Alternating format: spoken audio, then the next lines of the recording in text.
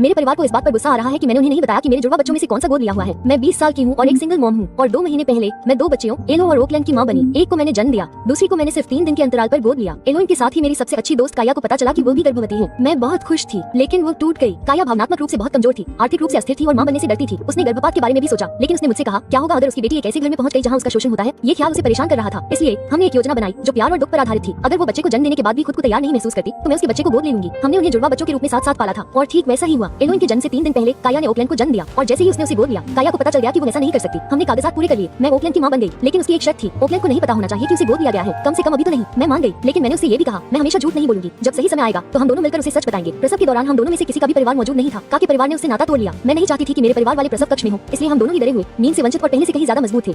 उद्धरण चिन्ह। एक हफ्ते बाद मैंने अपने परिवार को बच्चों से मिलने के लिए बुलाया। मेरी दादी अंदर आई, लड़कियों को देखा और पूछा तुम्हारी कौन सी है। मैंने मुस्कुराते हुए कहा दोनों हैं। उसने आंखें घुमाई। समझ रही हो? मैंने दोहराया वे दोनों मेरी बेटियां हैं। लेकिन फिर मेरे माता पिता